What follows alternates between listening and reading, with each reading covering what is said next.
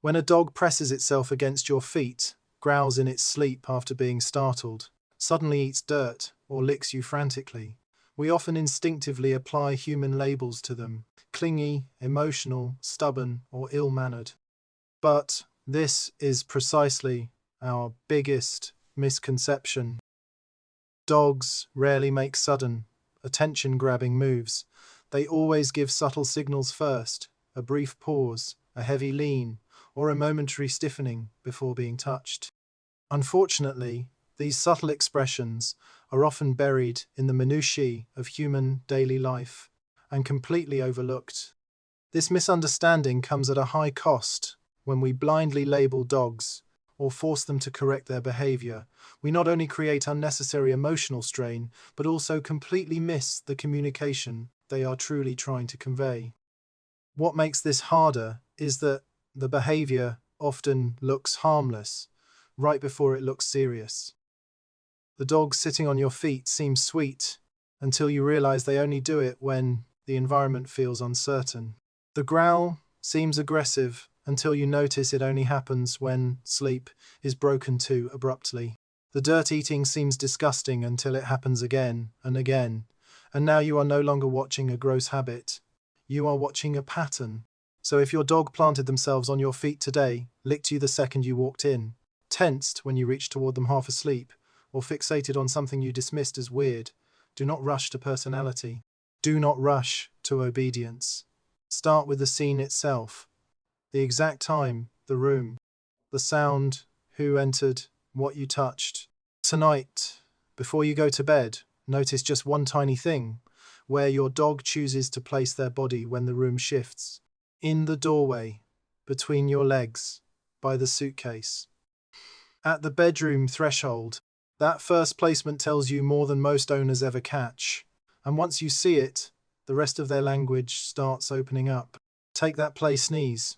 You see a goofy burst of air in the middle of wrestling. Growling, open mouth biting, paws flying. But inside the dog, arousal is climbing fast. The sympathetic nervous system is already active. Heart rate is up. Muscles are loaded. Movement is sharp. In that state, the line between play and conflict can blur unless a clear signal cuts through the noise. The sneeze functions like a nervous system marker, not emotion, not comedy, a reset cue. It says the pressure is rising, but the threat level is still low. Stay in the game. Don't convert this into a fight. That matters because dogs do not experience roughhousing the way humans narrate it. They are reading speed, angles, tension in the jaw, weight shifts, breath patterns, the fraction of a second before impact. One hard stare held too long, one freeze before a lunge, one body slam with no pause, and the whole scene can tip. So when a dog sneezes during play, the message is not random, it is biological housekeeping. It helps the other dog's brain keep the moment filed under safe enough instead of danger. Now, the same flip happens around food. To you, the bowl has been down for an hour. The house is quiet. The food is there. The dog is hungry. So refusing to eat looks picky or manipulative. But eating is one of the most physically vulnerable things a dog can do. Head drops, hearing narrows, attention locks onto the bowl. The body is occupied. In a prey-aware nervous system, that is exposure. So if your dog waits until you are nearby, what may be happening is not dependence in the sentimental sense. Your presence is acting as environmental surveillance. One body eats, one body watches. Safety is borrowed before appetite can fully turn on. That is why some dogs pace to the bowl, look at it, leave, come back, then finally eat only when you sit down or stand in the doorway. Their digestive behavior is being gated by threat assessment. If the brain does not approve the room, the stomach does not get the final vote. Cortisol and vigilance can mute behavior that should be simple. Hunger alone is not always enough to override a body that still feels exposed. Then there are those wild evening laps around the house, the nails scraping the floor, the furniture becoming obstacles. In a racetrack, you did not authorize. It looks like chaos because it is a discharge. The system has been collecting activation all day, not enough movement, too much waiting. A tense household, a bath, visitors, restraint, boredom, overstimulation. That load does not disappear just because the dog lay still for part of it. It sits in the muscles, in the breath, in the readiness of the motor system. And when the threshold gets crossed, the body dumps it all at once. Pupils go wider, turns get tighter, speed spikes. In those few minutes, your dog is not acting crazy.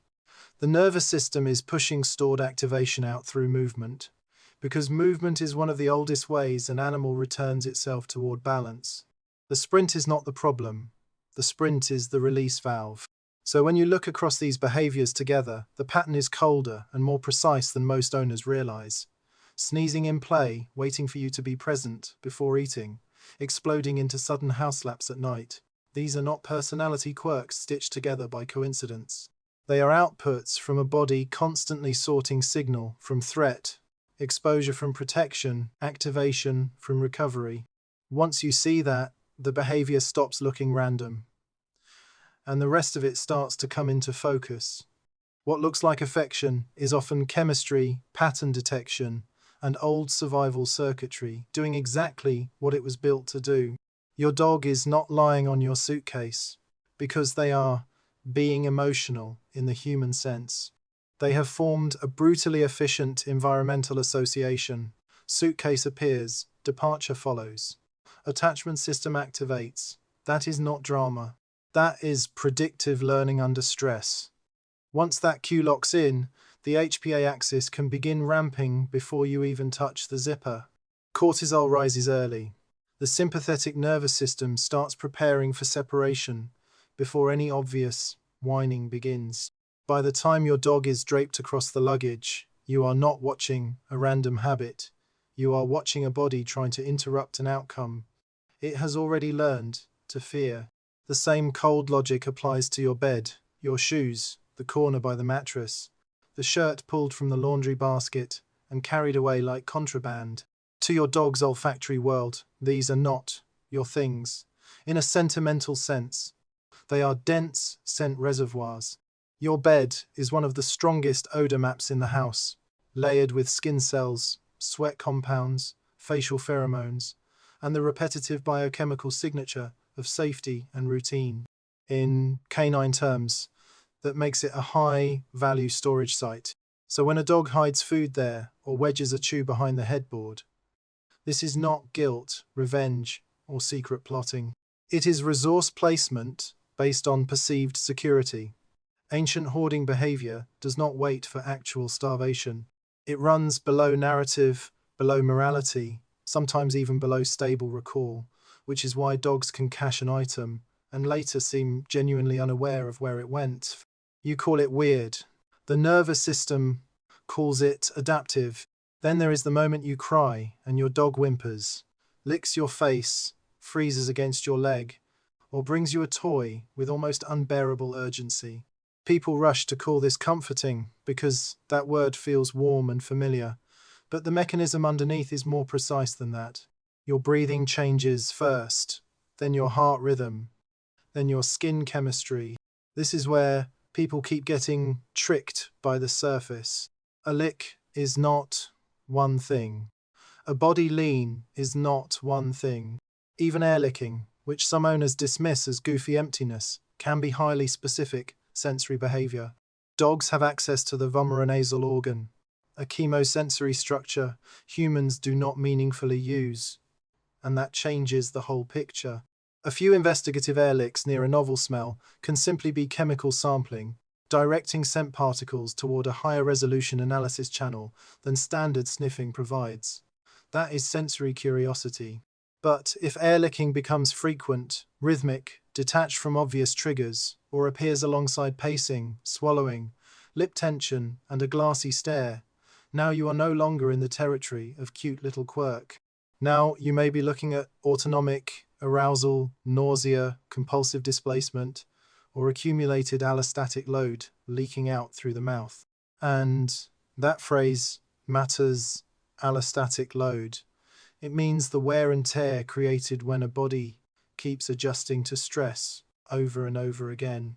Not one big emergency, 10 tiny ones. The door routine, the missed nap, the loud hallway, the child falling on the dog's bed, the hand reaching suddenly toward the face. None of these has to look dramatic in isolation. But the nervous system totals the bill. When the load gets high enough, behavior that seemed unrelated starts clustering together. More licking, more shadowing, more freezing, faster startle, less recovery, stranger reactions around sleep, or departure cues. That is why human interpretation fails so often. You are reading individual moments. Your dog is living inside cumulative physiology. So the fantasy that your dog is making little human-style decisions to be clingy, manipulative, jealous, or spiteful falls apart under even basic biology. What you are seeing is sensory processing, scent mapping, attachment activation, resource logic, and stress regulation expressed through the body. Because the body is the dog's first language. And once you see that, the behavior stops feeling personal. It starts feeling legible. When that shift happens, you stop arguing with the signal and start noticing the pattern underneath. If your dog has one behavior that suddenly makes more sense, now hold that in your mind for a second. That one detail is usually connected to 3 smaller signs you have been stepping over every day. And if hearing all of that made your stomach drop a little, pause there. This is not a verdict on you. It does not mean you failed your dog, missed your chance, or somehow damaged the bond without knowing. Most people were never taught to read the earlier signals, because the obvious behavior is what gets attention. The howl gets attention. The stolen chicken gets attention. The sudden air lick, the quiet back lean against your shin, the half-second freeze before you pick up your keys. Those are the parts almost nobody explained to you. So you did what humans naturally do. You read a dog with human assumptions. You saw guilt where there was fear, ignoring me where there was trust, drama where there was a nervous system trying to restore safety. That misunderstanding is incredibly common because your brain and your dog's brain are solving different problems. You are looking for intention, manners, fairness, ownership. Your dog is reading distance, tension, scent, access, rhythm, whether the room feels stable, whether the body in front of them is safe enough to turn away from. That is not a moral gap. It is a species gap. You were not speaking the wrong language out of carelessness. You were handed the wrong dictionary. And a lot of loving owners have lived for years in that exact confusion, standing in the kitchen with a paper towel in one hand and a guilty face in front of them, thinking, why would you do this to me? While the dog is only tracking the rising volume in your chest, the speed of your footsteps, the sharpness in the air.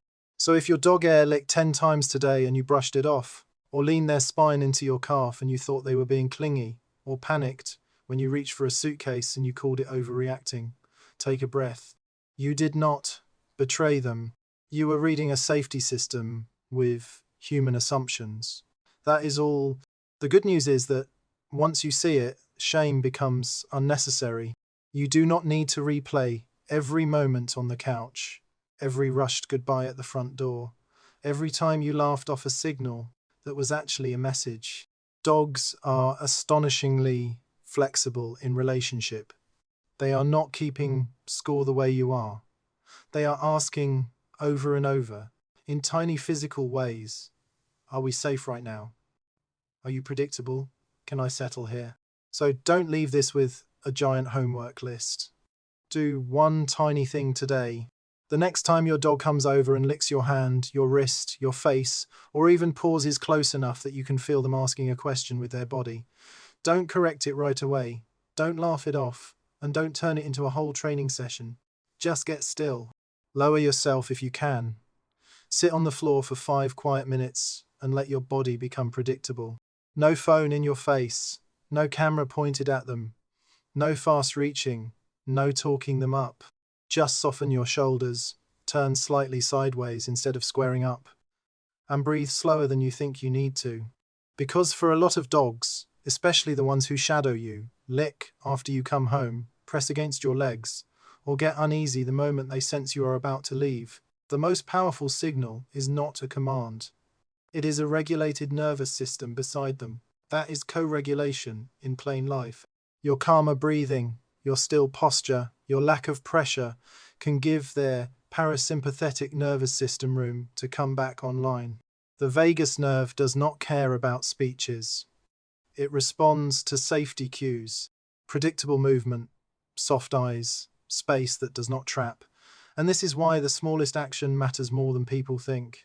When you sit down and stop flooding the moment with noise, you finally get to see the earlier signals that usually disappear under your own pace. The quick tongue flick before the full lick, the body pause before they approach, the way they choose your feet instead of the cushion, the glance at the door, the tiny exhale, the shift from pacing to settling. That is the real conversation, not the dramatic behavior at the end, but the quiet one that came before it. If your dog has a trauma history, if they were rehomed, if they startle easily, if they growl when woken, if they panic at suitcases, this still applies. Not because one trick fixes everything, it won't, but because safety is often rebuilt through repetition so small, they look almost meaningless from the outside. A dog learns, here is a human who does not rush my body. Here is a human who does not force contact. Here is a human whose presence lowers my allostatic load instead of adding to it. That is not nothing. That is the foundation. So tonight, or when you get home, or the next time your dog seeks you out in that quiet, easy to miss way, sit on the floor for 5 minutes and change nothing else. Don't test them. Don't call them over. Don't ask for a sit. Just be available and observe what they do first. Do they lick once and walk away? Do they settle against your feet? Do they circle, then finally exhale? And if you try it, come back and tell me the first tiny signal you notice that you usually miss. Not the big reaction, the small one before it. That one is usually where your dog has been speaking to you all along.